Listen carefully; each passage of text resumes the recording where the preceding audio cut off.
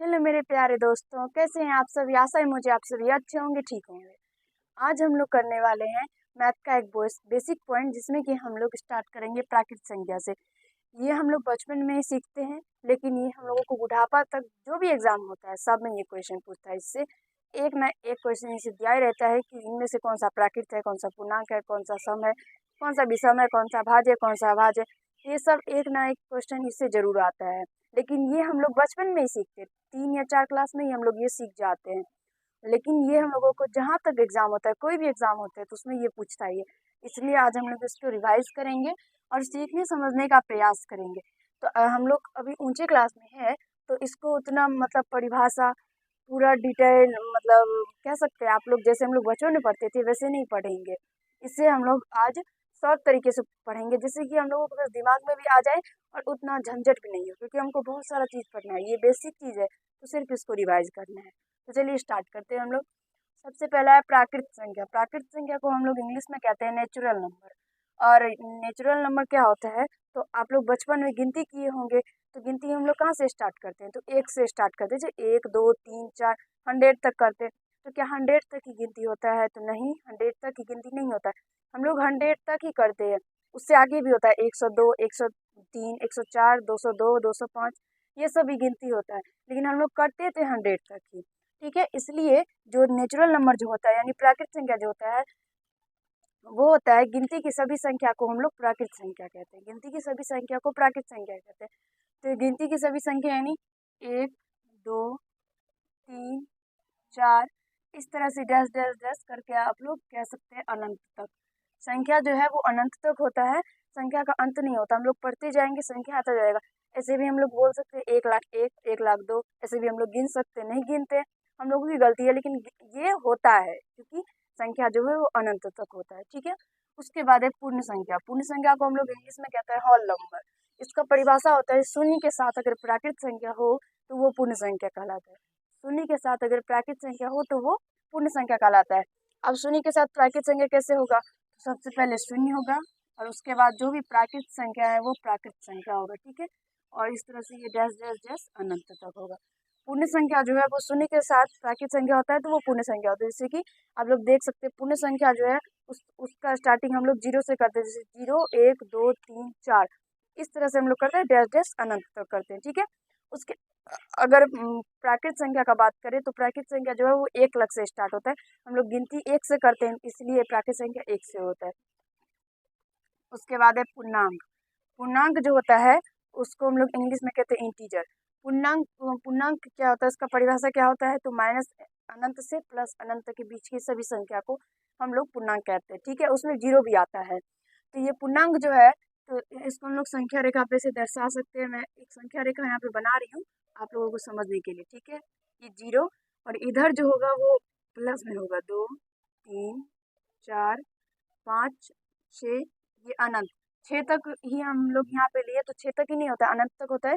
क्योंकि गिनती जो है वो मतलब कहाँ तक होता है, तो अनंत तक होता है। इसलिए 1 2 3 4 5 6 ये अनंत प्लस अनंत तक इधर जाता ही रहेगा। ठीक है, उसके बाद यहाँ पे -1 -2 -3 -4 -5, ये अनंत तक इधर जाता ही रहेगा। ठीक है, अब जो पूर्णांक जो होता है उसको 2 पार्ट में हम लोग डिवाइड करते हैं। एक तो पॉजिटिव इंटीजर मतलब धनात्मक पूर्णांक, और दूसरा जो है नेगेटिव इंटीजर यानी ऋणात्मक पूर्णांक। ठीक है, तो ये जो है यहाँ से यहाँ तक जो आप लोग देख रहे हैं ये, क्योंकि ये बढ़ता ही जाएगा, ये मत सोचिएगा कि 6 तक ही होगा, ये बढ़ता जाएगा। ठीक है, ये जो है ये, तो ये है पॉजिटिव इंटीजर। पॉजिटिव इंटीजर है ये 1 2 3 4 शून्य के इधर। उसके बाद शून्य के इधर जो है यहाँ से लेकर यहाँ तक, ये है नेगेटिव इंटीजर। नेगेटिव इंटीजर, ठीक है, ये शून्य से जो इधर है वो नेगेटिव इंटीजर है। अब उसके बाद आप बोलेगा कि बीच में 0 बच गया, तो बीच में जो 0 बचा ये वो क्या है, तो बीच में जो 0 बचा आप लोग बोलेगा वो सम संख्या है। नहीं, वो सम संख्या नहीं है। 0 ना तो सम संख्या है, ना ही विषम संख्या है, ना ही तो कुछ संख्या है। 0 क्या है, तो 0 एक सम पूर्णांक है। 0 क्या है, तो सम पूर्णांक है, इवन इंटीजर। इवन इंटीजर 0 क्या है, तो सम पूर्णांक है। ठीक है, ये क्वेश्चन में पूछता है कि 0 क्या है, तो सम संख्या मार के मत आइएगा, ये सम पूर्णांक है। ठीक है, ये जीरो से इधर जो देख रहे हैं वो क्या है, तो पॉजिटिव इंटीजर यानी धनात्मक पूर्णांक। जीरो से इधर जो देख रहे हैं वो है नेगेटिव इंटीजर यानी ऋणात्मक पूर्णांक। और बीच में जो जीरो बच गया वो क्या है, तो वो है सम पूर्णांक। ठीक है, आशा है आप सभी को समझ में आ गया होगा और दिक्कत नहीं हुआ होगा। उसके बाद है सम संख्या, इवन नंबर। सम संख्या क्या होता है, तो जो भी संख्या उसमें अगर दो से भाग लगे तो वो सम संख्या कहलाता है। ठीक है, इसका उदाहरण हम लोग ऐसे कह सकते हैं, मैं इसको मिटा रही हूँ।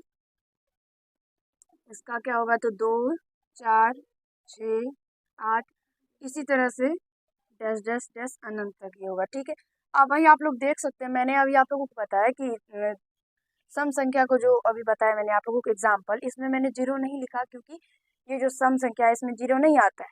और मैंने ऊपर भी इसी तरह से आपको बताया कि जीरो जो है वो सम संख्या नहीं है, तो आप लोगों को सम संख्या नहीं मानना है। ठीक है, ये क्वेश्चन पूछता है इसलिए मैं आप लोगों को बता रही हूँ। तो सम संख्या जो वो क्या होगा, जो भी संख्या है वे संख्या जिसमें दो से पूर्णतः भाग लगे, पूरा पूरी दो से कट जाए, वो क्या होगा, तो सम संख्या होगा। क्योंकि पूरा पूरी अगर नहीं बोलेगा तो जैसे 3 है, 3 तो इसमें भी दो से भाग लगता है, 3 में भी दो से भाग लगता है, पर पूरा पूरी नहीं कटता है, इसलिए ये सम संख्या नहीं है। लेकिन जो सम संख्या होगा वो उसमें दो से पूर्णतः भाग लेगा। दो में दो से भाग दीजिएगा तो ये एक आ जाएगा, 4 में दो से भाग दीजिएगा तो ये 2 आ जाएगा, इसलिए ये पूरा पूरी कटेगा, जो वही सम संख्या होगा। उसके बाद है विषम संख्या। तो विषम संख्या क्या होता है, तो ओड नंबर, वैसी संख्या जिसमें दो से पूर्णतः भाग नहीं लगे। ठीक है, वैसी संख्या जिसमें दो से भाग नहीं लगे या पूर्णतः भाग नहीं लगे वो क्या होगा, तो विषम संख्या। जैसे कि 1, 3, 1, 3, उसके बाद 5, 5 के बाद 7, 9, इस तरह से होगा डैश डैश अनंत तक।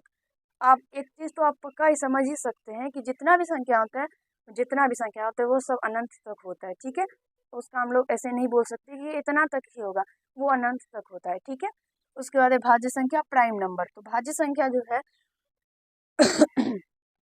भाज्य संख्या, तो भाज्य संख्या क्या होता है, उसका परिभाषा मैं आप लोगों को बता रही हूँ। भाज्य संख्या क्या होता है, तो वैसी संख्या जिसके केवल दो गुणनखंड हो, या तो आप लोग कह सकते हैं वैसी संख्या जिसमें एक और स्वयं जो संख्या रहेगा उससे और सिर्फ एक से ही भाग लगेगा और कोई भी संख्या से भाग नहीं लगेगा। ठीक है, तो भाज्य संख्या का अगर हम लोग एग्जाम्पल देखें तो ये ऐसे हो सकता है,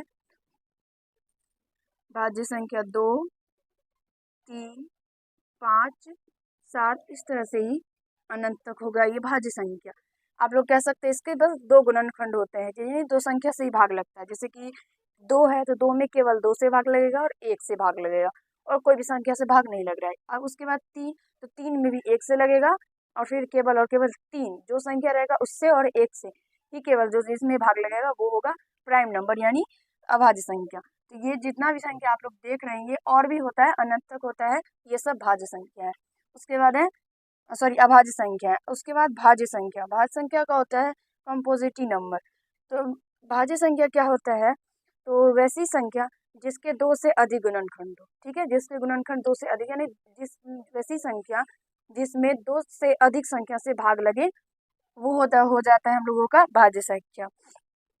तो इसका जो है अगर हम लोग एग्जाम्पल देखें तो ये होगा 4, 4 के बाद 5 नहीं होगा, फिर 6 होगा, 7 भी नहीं होगा, 8 होगा, 9 होगा, 10 होगा, ये अनंत होगा। अब इसमें ये जो 9 है इसमें बहुत कंफ्यूजन होता है कि 9 भाज्य संख्या है या अभाज्य संख्या है। तो ज़्यादा इंसान को यही लगता है कि वो क्या है, तो अभाज्य संख्या, लेकिन नहीं, ये भाज्य संख्या है। क्योंकि भाज्य संख्या का परिभाषा क्या होता है, जिसके दो से अधिक हो। तो 9 में कौन कौन संख्या से भाग लगता है, एक से लगता है, उसके बाद एक 3 से लगता है, एक 9 से लगता है। इसके कितने गुणनखंड है, इसके 3 गुणनखंड है, इसलिए ये जो 9 है ये भाज्य संख्या। ठीक है, आशा है आप सभी को समझ में आ गया होगा। अब अगर हम लोग बात करें तो ये एक पूछता है चीज क्या है, तो सबसे छोटी अभाज्य संख्या क्या होता है, सबसे छोटी अभाज्य संख्या क्या होता है। तो सबसे छोटी अभाज्य संख्या क्या होता है, तो 2 होता है। याद रखिएगा, सबसे छोटी अभाज्य संख्या 2 होते हैं, ये आप सभी को पता भी होगा। लेकिन अब ये नहीं पूछेगा, अब ये पूछता है कि सब सम अभाज्य संख्या क्या है, सम अभाज्य संख्या। आप लोग इसे देख सकते हैं, जो अभाज्य संख्या जो उसका एग्जाम्पल में सम संख्या नहीं आया है, केवल एक 2 ही है जो सम संख्या भी है और अभाज्य संख्या भी है। इसलिए क्वेश्चन पूछता है कि सम अभाज्य संख्या कौन सा है, तो 2 इसमें मारिएगा। ठीक है, आशा है आप सभी को समझ में आ गया होगा। अब उसके बाद है भाज्य संख्या। तो भाज्य संख्या का जो है 3 नाम है, एक तो भाज्य संख्या, एक संयुक्त संख्या और एक यौगिक संख्या, ठीक है। एक भाज्य संख्या, एक संयुक्त संख्या और एक यौगिक संख्या। तो आप लोग जो मैं आप लोगों को अभी क्या बताई, तो भाज्य संख्या बताई, इसलिए भाज्य संख्या एग्जाम में नहीं पूछता है। अब पूछता है सबसे छोटी संयुक्त संख्या कौन सा है। तो उसमें क्या होता है, तो कंफ्यूजन हो जाता है कि आखिर एक संयुक्त संख्या है क्या। तो संयुक्त संख्या कुछ नहीं है, संयुक्त संख्या ही भाज्य संख्या है और यौगिक संख्या भी भाज्य संख्या ही है। तो सबसे छोटी संयुक्त संख्या या यौगिक संख्या या क्या कहते हैं उसको, भाज्य संख्या अगर का बात करें तो ये 4 होता है, ठीक है। आशा है आप लोगों को समझ में आ गया होगा ये सब। और अभाज्य संख्या जो है इसका भी एक नाम है रूट संख्या। तो अब अभाज्य संख्या भी नहीं पूछता है, अब रूट संख्या ही पूछता है। इसलिए सबसे छोटी रूट संख्या तो क्या होगा, तो ये 2 होगा। सम रूट संख्या क्या होगा, तो ये 2 ही होगा। आशा है आप सभी को समझ में आ गया होगा, तो ऐसे कोई दिक्कत समस्या नहीं होगा। आज इस वीडियो में हम लोग इतना ही करेंगे, अगले वीडियो में फिर से इससे आगे बहुत सारा संख्या है उसके बारे में जानेंगे। अगर आप लोगों को वीडियो अच्छा लगा हो तो लाइक कर दीजिएगा, कैसा लगा ये कमेंट कीजिएगा और यदि चैनल पर नए होंगे तो चैनल को जरूर सब्सक्राइब कर लीजिएगा। आज इस वीडियो में इतना ही, धन्यवाद।